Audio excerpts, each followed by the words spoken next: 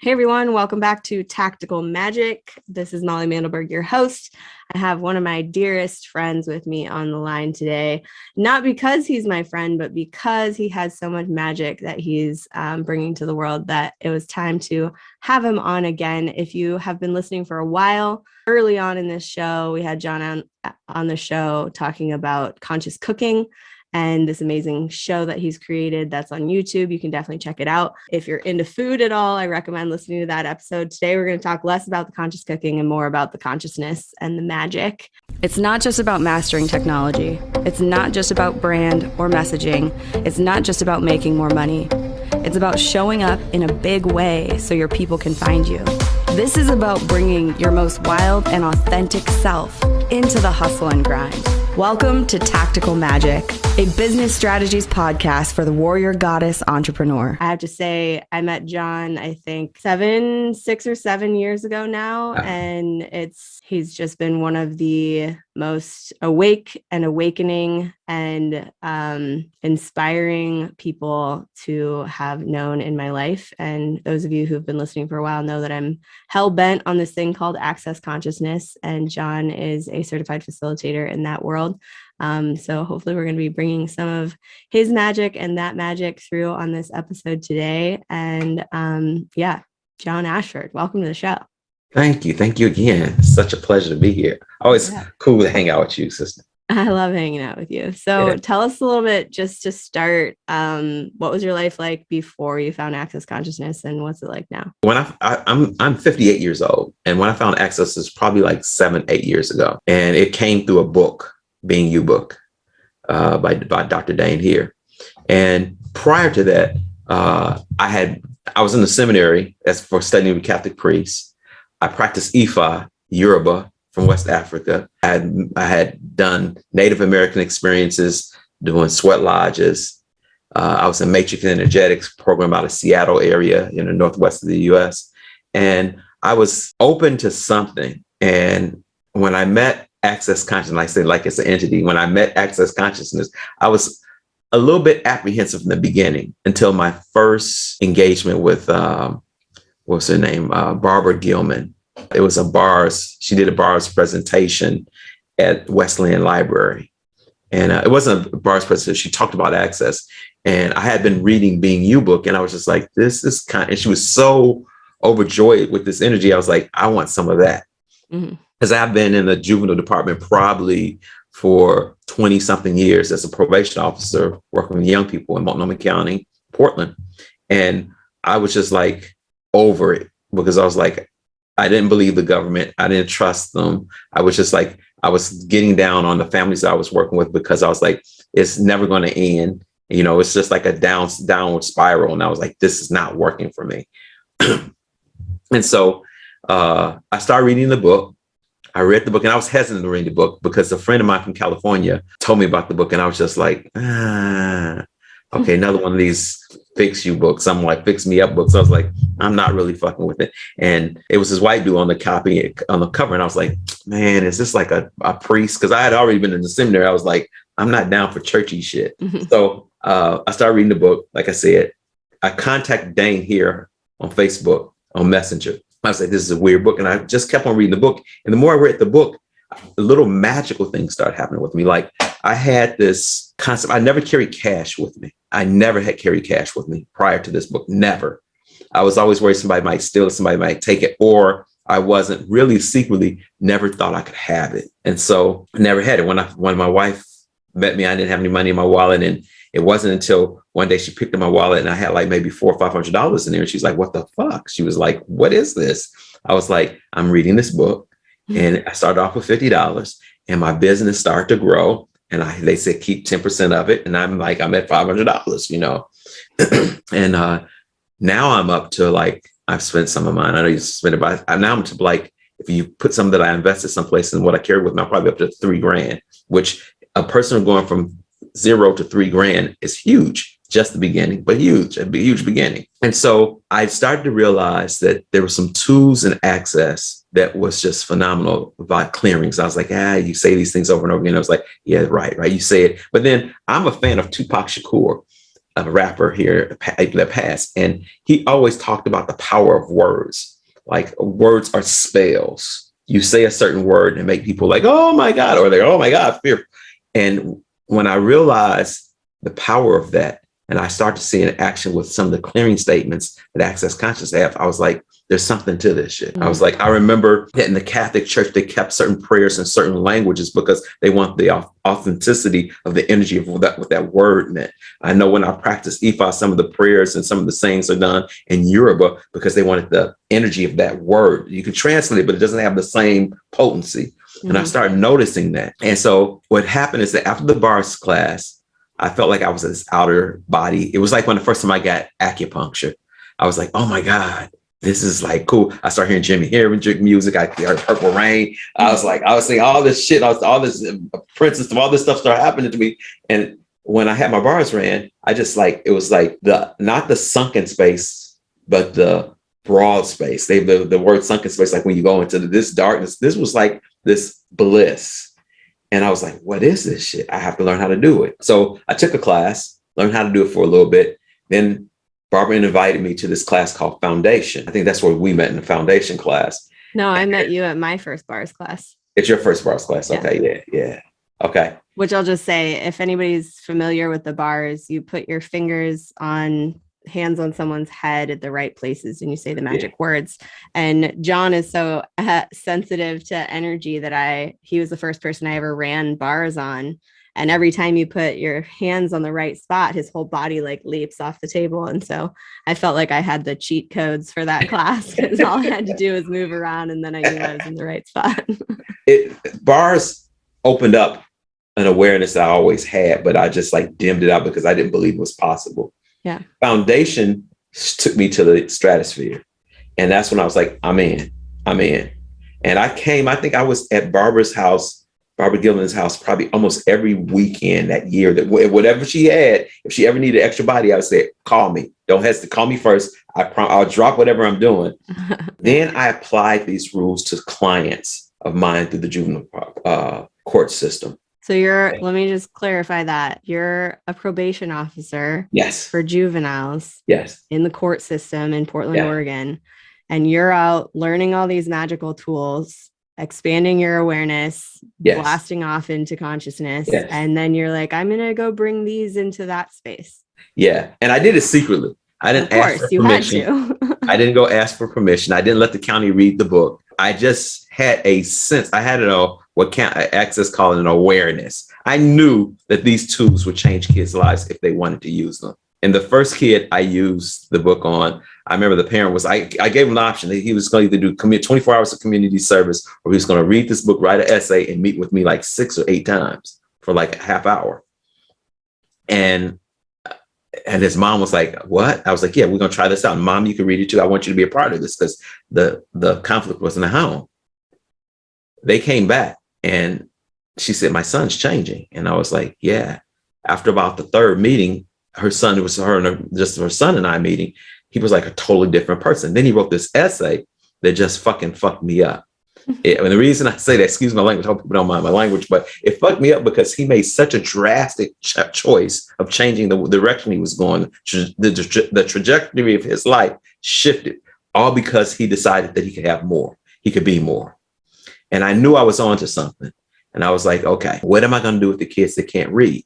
Well, I found out this book was an Audible because I was listening to it. So I even had parents, like if a kid couldn't read it very well, I would say, why don't we have them listen to the book? So what happens is that if the kids listen to the book, guess who else is listening to the book? Because the parents had to pay for it or open it up on their phone, the parent. So then the parents what you start to notice, they parent and a child coming in. And I had to tell the parents sometimes, slow your roll, because they were taking over the meetings because they were so excited about this change in this dialogue they were having with the kids. I said, well, this is for your child, your son, your daughter, but it's for you too. And then I started getting more and more essays, and all their essays said, this changed my life. This changed my life. This changed my life. This changed my life. And I had this one young lady who read it, and she went from being on drugs, doing some outrageous shit, to actually going to college, moving out on her own, making more money than all of her family members combined, because she was really a humanoid trying to fit in this box of being human. And what I mean by that, It's when you try to be something that you're not and you're miserable. So you take drugs, you want to kill yourself, you don't want to be on the planet anymore. But then when you release that, then all the other people around you start to judge you and be like, oh my God, you need to get back in the box. We'd rather see you suicidal. We'd rather see you sad. We'd rather see you have no money. And she said, pretty much, blank you guys, I'm choosing something different. And she just took off. Wow. And those type of stories inspired me to continue to do consciousness. Then in 2018, I went to Choice of Possibilities class. In the back of the classroom, back of the room, Dr. Dane here was doing ESB sessions. I walked in the room. Gary Douglas was doing the class up front, speaking from the stage, sitting on the chair. Wait, just so people know, COP is Choice of Possibilities. That's the class that comes after Foundation, basically. And ESB is Energetic Synthesis of Being. So these are like a super fine-tuned energy work session happening in the back of the room. Yeah. Okay, go on. So I walked in the door like the second day, and I saw Dane with people sitting on the table around. It was like 3 tables he had around, 4 tables. He was in the middle. He was talking to these people. And I was in the class, and I kept on feeling this energy like behind me.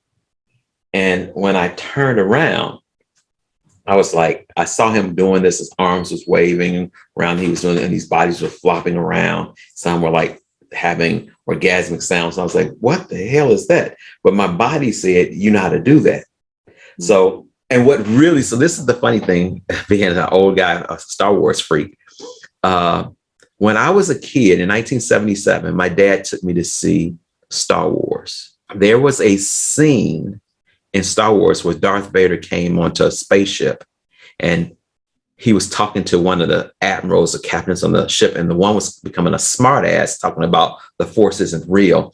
And so Darth Vader turns to him, and he just puts his hands up, and he did like this. And the guy started going, I was so amazed by that. It's like, I was like, one day I'm going to be able to do that shit. Because I was sitting there, and I was in 1977, I think I was like 12. And I was like, and I remember sitting next to my dad, I was like, one day I'm going to do it. My dad looked at me like, what the hell? I was like, no, that's so magical. That took me back to that space when I saw Dane doing that work. But this time it was actually in a healing process. Mm-hmm.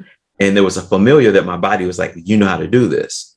And so I went up to Dane and I said, can I try that with somebody over across the room? I'm just curious what that's like. And immediately it was like this sensation of oneness. I couldn't wait to get to an SOP class.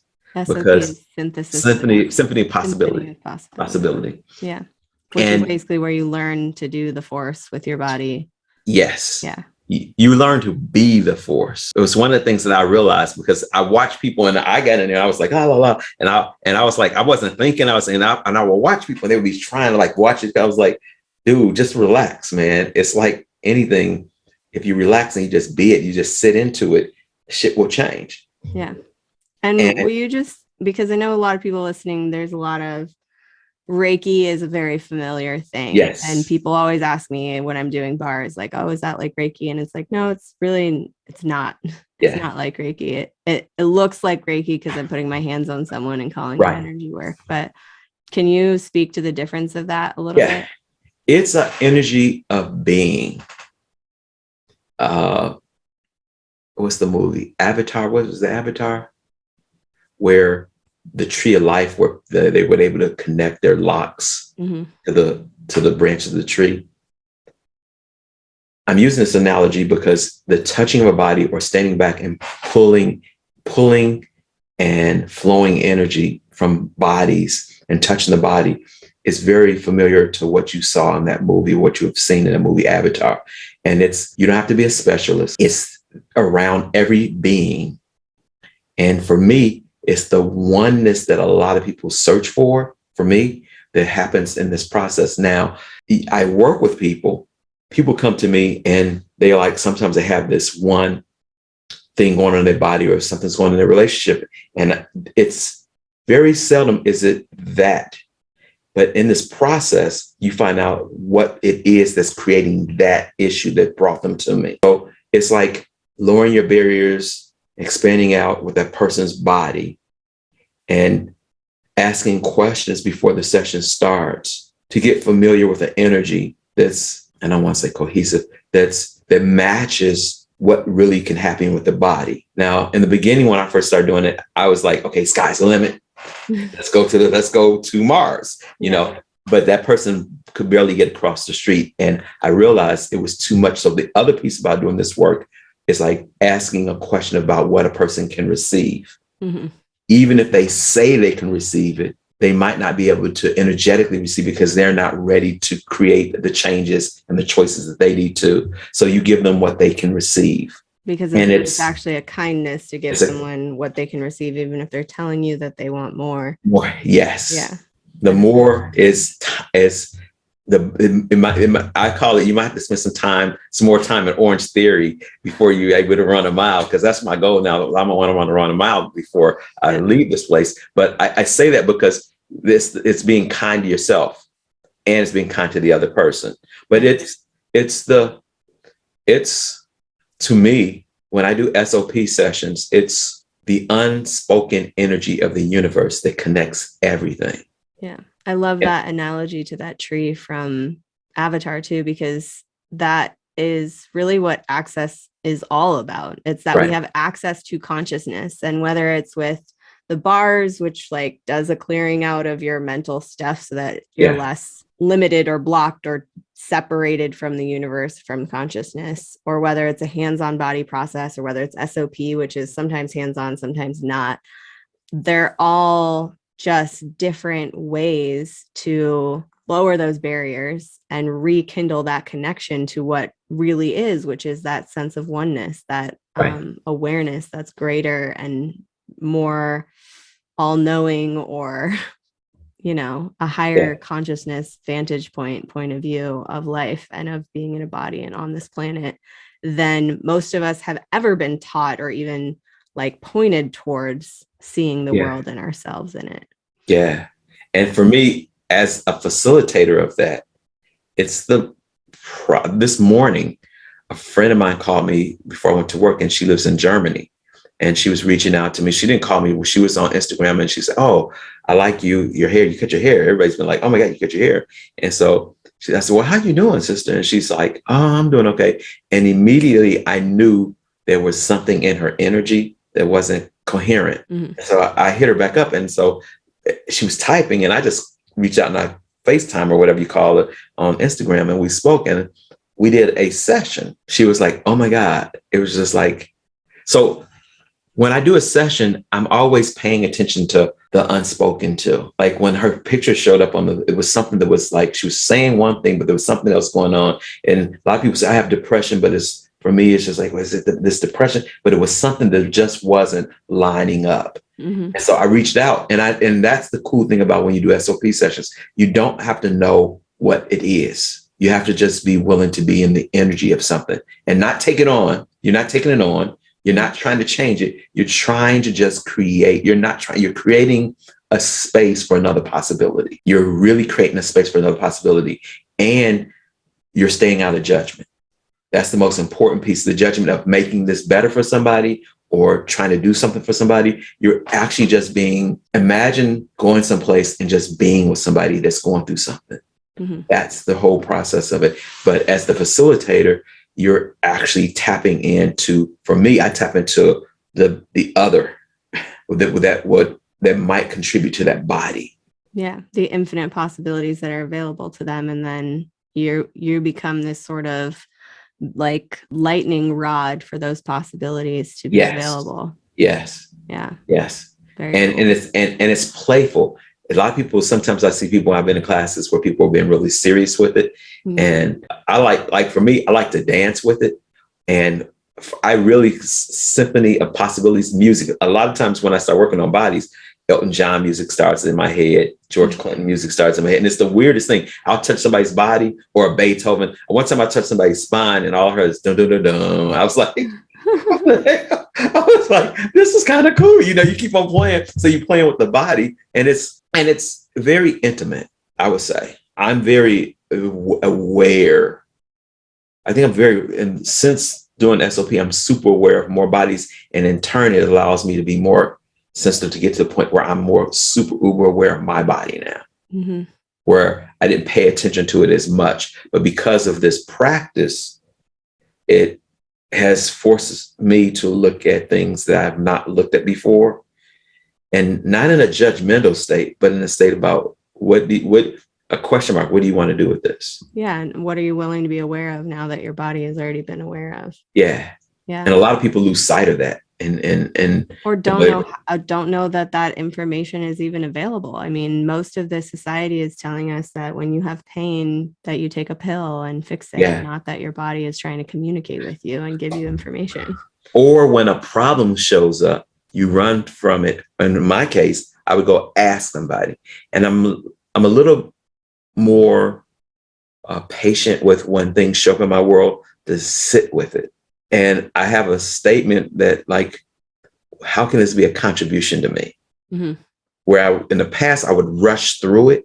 Now it might be uncomfortable a little bit, but one of the things I learned to do as I expand and ask a question outside of it, it's like in the eye of the storm, you can't see the direction for safety. When you expand outside the eye of the storm, you can see what direction should I take to create the greatest change for me.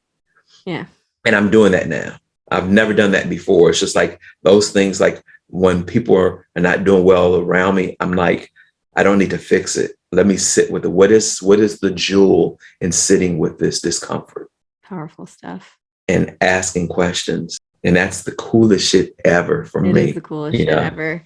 And so usually when people go into Access and they want more, they take a couple different bars classes, they become a bars practitioner. If you go further down the road and take all the classes that are available, basically, and multiple times, and then some teleclasses and other things too, you can become a certified facilitator, which means that you can actually teach the foundation class, which, like we said, you take bars and then you take foundation usually. There's also so many other classes that you can take, but many of them have foundation as the prereq. And John now teaches the foundation class and all over the world. Like I know when I met you, you were like, oh, it's so cool that you travel. Like, I'd like to travel more too. And not only have you gone all over the world to take Access classes, but you're now being flown all over the world to teach Access classes. So tell us a little bit about, I know this isn't coming out right away when we're recording it, but you've taught classes in what kinds of places and what do you I was supposed to be in Russia, but because of the fallout with Russia, we've postponed. But I've been doing things online with, like, I think it's like 300 plus participants from Russia that I've done classes with. I've given tasters. I've given taste of being you classes with some of the Russian brothers and sisters. And then I'm going to Alberta, Canada on the 2nd and 3rd to teach a being you, because I'm also a being you certified facilitator, which that's one of my other classes' favorite class to teach, because I realized at 58, the most important thing you can be is you. Yeah. And that is, and most people are always trying to be something else and forget about the most important, and nobody can do you better than you. Yeah. And so these classes have taken me around the country, around, and I never thought I was going to do this. And I remember the first time I went to foundation class, I was like, this is kind of cool. And Barbara Gilman said, oh, you'll be able to do this easy. And I was like, right, Barbara, this is not something I'm going to be able to do. And when I did my first class, I actually called Barbara and said, she was like in New York. She's like, what do you call me for? Of course you can do this. This is ridiculous. You calling me about this? Keep doing it. In her mindset, she was like, you always have that capacity. But as a CF, you know, I realized that one of the things as a CF, I've observed a lot of facilitators. I was really nervous because I don't remember things very well. And like, I was like, there's so many clearings and all, but there's a network and that you can connect to help you get resources for classes, even while you're in the midst of doing a class, that you can go on your cell phone and ask somebody a question and they'll just reply from around the world someplace to your question. But the most important thing that I realized is that once the magic of your body and your being clicking to be consciousness, everything just shows up as if by magic. I cannot explain it to people, but once you make a way towards this universal thing called consciousness, it will definitely opened up all the paths and the roads. And the piece that I always try to give people in my classes is an experience. And everybody's experience is going to be different. For this 8, 9 different people, the experience is going to be different for each individual. As a facilitator, you have to be willing to facilitate that experience with each of those individuals in the class. Totally. And the class is always different too, even when you're working from the same manual, because people who show up and have their different stuff. I've taken the foundation probably 7 or 8 times now, and it's always different, even though the manual does change every year. The experience of the class is always different because of who's in there. Right. And that is sort of the job of the facilitator, is to meet whoever's there with where they're at. And then the class gets to be catered around that experience. Yeah. And even when you have people, I don't know if anybody on here has been in the class and you like, this person is irritable or irritant towards you. Mm-hmm. Actually, that person's actually contributing to something that you've been unwilling to look at. Yeah. And I've learned that. And since then, I was like, I have this whole theory about everything's a contribution. Every single thing's a contribution. Yeah, that's definitely an interesting one to get. We've both had that experience. Yes. Oh, this person's triggering the crap out of me. Okay. What's that for me? Yes. Yeah. What is that for me? Or you have a facilitator that you like. I'm always in admiration of people. And sometimes I'm like, oh, you find out this person's character. You're like, oh. And then you will be an allowance for that person to be who they are. Yeah. But you don't have to, and it's really a healing process for you. Yeah. But yeah, I love facilitating. Awesome. Well, what's the best way for people to get a hold of you? The best way is www.beingjohnashford.com. That's one way. Go there first, check out beingjohnashford.com, and then definitely check out your YouTube channel. Being John Ashford. Go to accessconsciousness.com and search John Ashford and find his upcoming classes. Yes. Maybe linked on his website. I'm not sure. It is on the website. Yes. Okay, good. Yes. Awesome. Well, this has been super yummy. I always love talking to you and sharing your magic with the world. Are there any last words of wisdom you want to leave people with? What I've been asking people lately is just, would you please be kind to you? Smile to you. Take a deep breath. Know that this is not the end. And really, really be kind to you. Do something for you.